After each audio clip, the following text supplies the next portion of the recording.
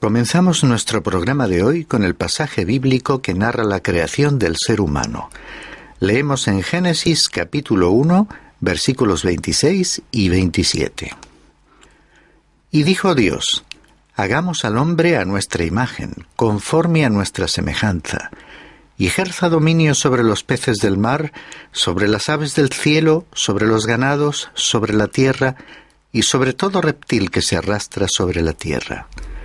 Creó pues Dios al hombre a imagen suya, a imagen de Dios lo creó, varón y hembra los creó. La primera pregunta que surge es: ¿cómo fue creado el hombre? Esto nos lo relatará el capítulo siguiente. Aquí se le dice que ejerza dominio. Dios le dio dominio sobre la tierra, y no creo que ello signifique que Dios le hizo una especie de jardinero ilustre del jardín del Edén. A Adán le fue dada gran autoridad. Un poco más adelante veremos que él iba a tener que hacer ciertas cosas en relación con la creación que Dios le había entregado.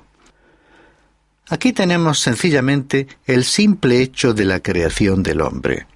Esta es la tercera vez que encontramos la palabra hebrea bara, que significa crear a partir de la nada. Así que tomamos nota de que el hombre es creado, es algo nuevo.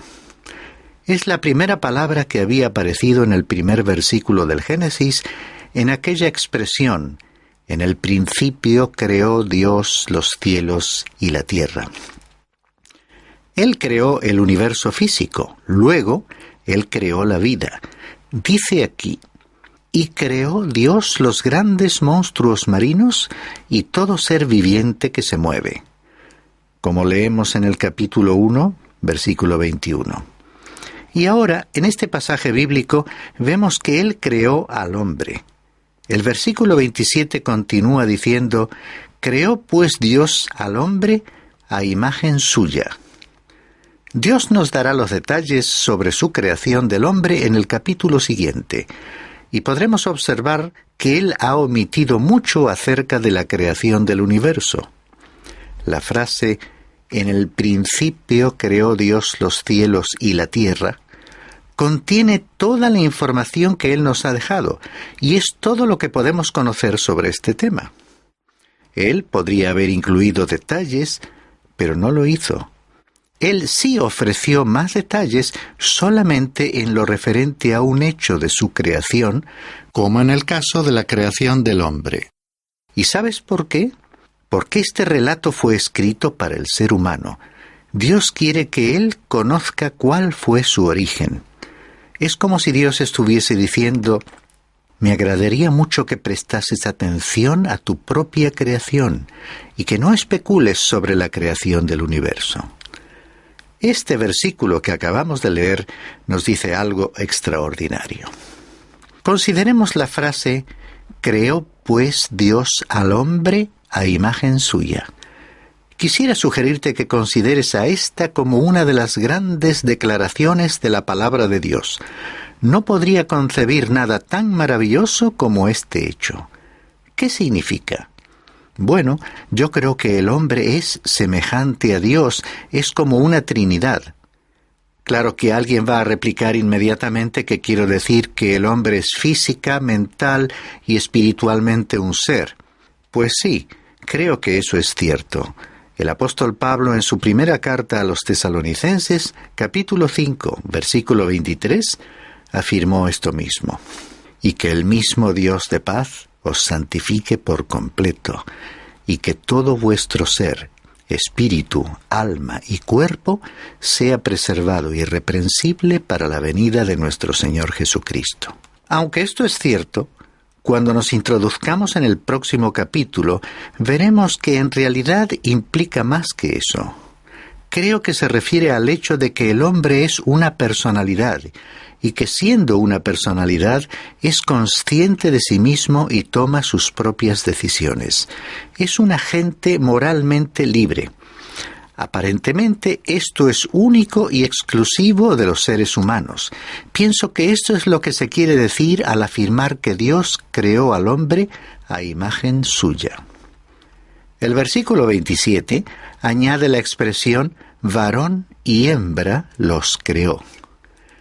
Esta frase no nos da los detalles sobre cómo fueron creados el hombre y la mujer, detalles que no encontraremos hasta que lleguemos al capítulo 2. Esta es la razón por la que opino que Dios no tuvo la intención de proporcionarnos los detalles acerca de la creación de este magnífico universo en que nos encontramos. De otra manera, nos habría dejado otro capítulo dedicado a este asunto. Él no ofrece una explicación más allá de que Él es el Creador. Esto nos recuerda aquella verdad sumamente importante que se halla en la epístola a los Hebreos en el capítulo 11, versículo 3, que dice lo siguiente: Por la fe entendemos que el universo fue preparado por la palabra de Dios, de modo que lo que se ve no fue hecho de cosas visibles. Lo que hoy vemos fue hecho de cosas que ni siquiera existían anteriormente. La creación fue hecha a partir de la nada. Si alguien pidiese una explicación al respecto, respondería que no puedo darla. Y la evolución tampoco puede explicarlo. La evolución nunca ha respondido a la pregunta de cómo la nada puede convertirse en algo. Como ya hemos comentado en programas previos, siempre comienza con la pequeña ameba, con los desechos, con una alga marina o con animales. Parece como si nuestra mente necesitase algo concreto como punto de partida, pero la Biblia comienza con la nada. Por ello, el hecho de que Dios creó constituye la extraordinaria revelación de este capítulo. Proseguimos leyendo este primer capítulo en el versículo 28. Y los bendijo Dios, y les dijo: Sed fecundos y multiplicaos, y llenad la tierra y sojuzgadla. Ejerced dominio sobre los peces del mar, sobre las aves del cielo, y sobre todo ser viviente que se mueve sobre la tierra. Aquí podemos observar que Dios le ha dado a esta criatura algo excepcional. En primer lugar, le dice al hombre: Sed fecundos y multiplicaos, y llenad la tierra. Y le oiremos repetirlo cuando crea a la mujer. Dios parece ser el que introdujo el tema del sexo. Es realmente interesante considerar que nuestra generación piensa haber realizado un descubrimiento en este tema del sexo. Dios ya presentó este asunto en el mismísimo principio. En realidad, hay 4 métodos que Dios ha utilizado para introducir a los seres humanos en este universo. El primero fue por creación directa, en el caso de Adán. Una segunda manera consistió en la creación indirecta, en el caso de Eva. El tercer método fue el nacimiento virginal, por medio del cual Jesucristo llegó a la familia humana. Y el cuarto, la generación natural, bastante bien conocida en la actualidad. Ciertamente, hemos rebajado la generación natural a un nivel que nunca estuvo presente en la intención de Dios. Él creó al hombre para reproducirse. Esta es una verdad maravillosa y espléndida, que no debe convertirse en algo malo y obsceno, como el ser humano lo está haciendo hoy en día. Se están escribiendo libros indecentes a los que se denomina literatura. Se están produciendo obras de esa clase y se las denomina arte. Algunos críticos están comenzando a hablar claro contra estos abusos, por lo cual damos gracias a Dios. Tales críticos están diciendo lo que yo he estado sosteniendo por mucho tiempo, que mucho de lo que se llama arte resulta repugnante y repulsivo, y no merece considerarse obra artística en absoluto. No es otra cosa que una obscenidad producida simplemente para obtener sustanciales beneficios económicos. Dios nunca tuvo el propósito de que el sexo fuese denigrado de esa manera. Dios creó al ser humano a su imagen. Dios es el ser esencialmente personal, y al dar al hombre un alma inmortal, le dotó también de una verdadera personalidad. El ser humano tiene conciencia de sí mismo, posee la capacidad de elegir libremente y tiene una responsabilidad moral bien determinada. Está creado a imagen y semejanza de Dios. Como vemos en el mandato, sed fecundos y multiplicaos y llenad la tierra, Dios le dijo al ser humano que poblase la tierra por medio de la reproducción.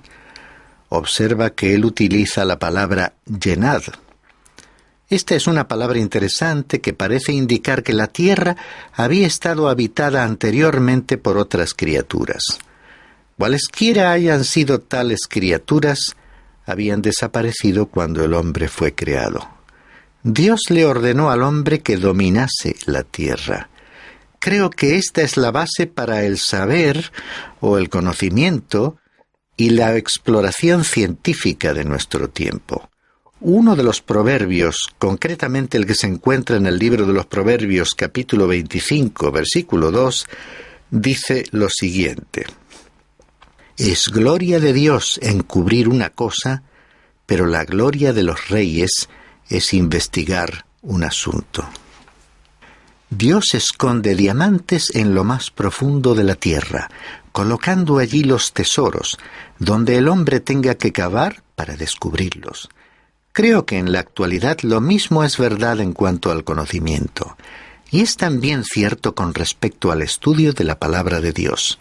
Dios desea que acudamos al laboratorio para utilizar el tubo de ensayo y el microscopio, aunque desafortunadamente lo que el hombre ha descubierto es una bomba nuclear y otros medios con los que conseguiría destruir la familia humana de nuestro tiempo. El ejercer dominio forma parte de las instrucciones de Dios.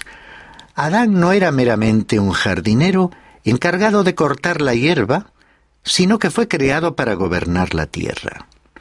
Creo que Adán podía controlar el tiempo de la misma forma que nosotros controlamos el aire acondicionado en nuestras viviendas. Él gobernó esta tierra. Es lo que vemos en el Señor Jesús. Cuando Él estaba en la tierra, ejercía control sobre la naturaleza. Pudo decirle a la tempestad: «Cálmate». Pudo alimentar a la multitud con 5 panes y 2 peces. En mi opinión, Adán pudo haber hecho todo esto hasta el momento de su caída. En la caída perdió el dominio que Dios le había concedido. Continuamos con la lectura del versículo 29, que dice así: Y dijo Dios: He aquí, yo os he dado toda planta que da semilla que hay en la superficie de toda la tierra, y todo árbol que tiene fruto que da semilla. Esto os servirá de alimento. De esta declaración deduzco que al principio el hombre era vegetariano y que no fue carnívoro hasta después del diluvio.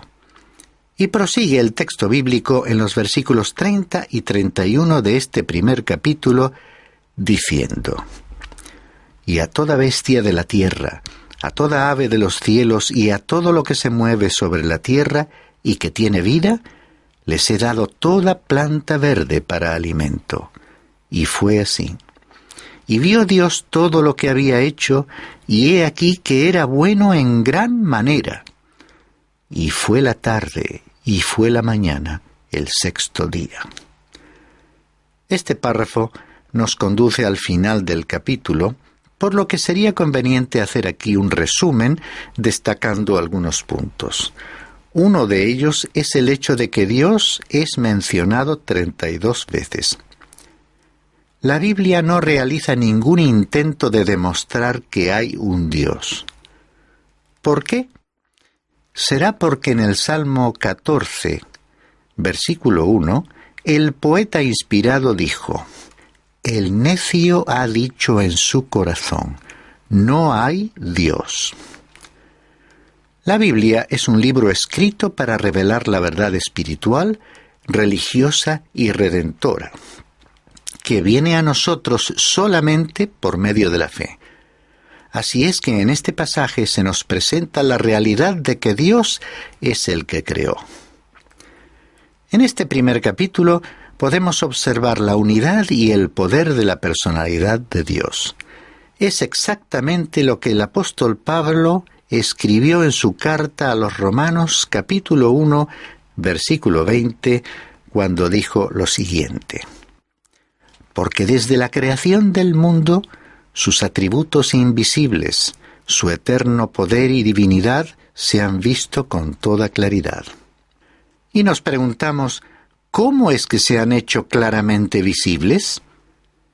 Y el escritor nos responde: siendo entendidos por medio de lo creado, de manera que no tienen excusa. Teniendo en cuenta estas palabras, puedo decirte con toda sinceridad que Dios no te ha dejado otra opción que tener fe en Él. Debemos tomar nota de otras verdades incluidas en este capítulo. Se rechaza al politeísmo. Un Dios es el que crea. En segundo lugar, se niega la eternidad de la materia. Las primeras palabras eran «en el principio». Y todo tuvo un principio. Esto es cierto a pesar del hecho de que hubo una época en que la ciencia enseñaba la eternidad de la materia. En tercer lugar, este capítulo rechaza el panteísmo. Dios está antes que todas las cosas y existe separado de ellas. En cuarto lugar, se niega el fatalismo. Dios actúa en la libertad de su voluntad. Finalmente, permitidme enumerar las características notables del capítulo 1, que son orden, progreso, prontitud y perfección. Pasamos ahora a estudiar el capítulo 2, cuyo tema es el día del reposo, con un resumen de los primeros 5 días de la restauración, la creación del hombre, la condición impuesta al hombre y la creación de la mujer. Por primera vez en este capítulo aparece un principio importante de la revelación, aunque tal principio podrá encontrarse aplicado una y otra vez en la palabra de Dios. Es como una de las huellas digitales de la inspiración.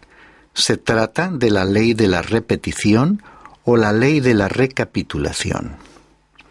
En otras palabras, el Espíritu de Dios, al transmitir la palabra de Dios, tiene la costumbre de expresar una serie de hechos y verdades importantes. Luego los reproduce sacando a relucir aquello que considera sumamente importante, aclarando y ampliando algún tema en particular. Él va a llevar a cabo este procedimiento ahora, en el capítulo 2, con los 6 días de la creación que ya expuso en el capítulo 1. Este mismo principio puede observarse en el libro del Deuteronomio. El Deuteronomio fue la interpretación de la ley después de 40 años de experiencia con ella en el desierto. El Deuteronomio no fue meramente una repetición de la ley, sino más bien una interpretación de la misma. Del mismo modo, en el Nuevo Testamento ha llegado a nosotros no solo un evangelio, sino que tenemos 4 evangelios. Una y otra vez se sigue a través de toda la palabra de Dios este mismo procedimiento. El día del reposo. En el capítulo 2, lo que se destaca de aquellos 6 días de la creación es lo que se relaciona con el hombre. Comenzamos con el día del reposo y leemos los versículos 1 al 3. Así fueron acabados los cielos y la tierra y todas sus huestes.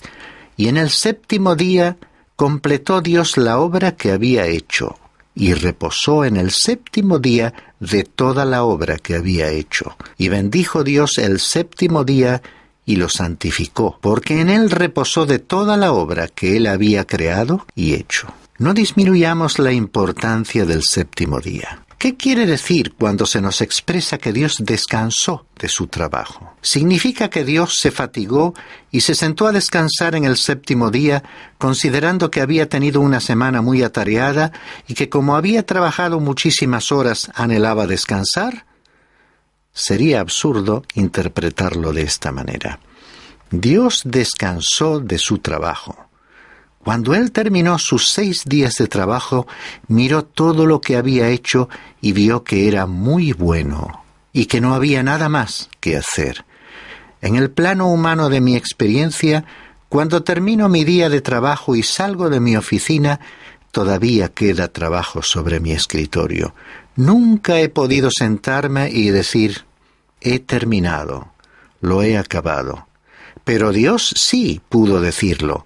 Al final de aquellos 6 días, reposó en el 7º día porque su obra estaba completa. Y esta es una de las más importantes verdades espirituales que existe. La carta a los Hebreos nos explica que como creyentes entramos en un reposo. Es decir, que entramos en el reposo de Dios, que es su redención perfecta. Ha enviado a Jesucristo a morir en una cruz por ti y por mí. Y nos ofrece una redención en la que podemos entrar y participar así de ella. Por eso el apóstol Pablo escribió lo siguiente en su carta a los Romanos, capítulo 5, versículo 1. Por tanto, habiendo sido justificados por la fe, tenemos paz para con Dios por medio de nuestro Señor Jesucristo. Es decir, ni siquiera tengo que realizar el más mínimo esfuerzo para ser salvo. Jesús ya lo hizo todo. Como dice una antigua y sencilla canción del poeta Mariano Sanleón. Uno hay que tomó mi lugar en la cruz, aunque indigno yo fui de su amor. Anhelando mi negro pecado borrar, ese cáliz de muerte bebió. Mi pecado en la cruz fue clavado con él. ¿Con qué sed anheló mi perdón? ¿Con qué paz, con qué amor hoy contemplo esa cruz donde él mi maldad expió?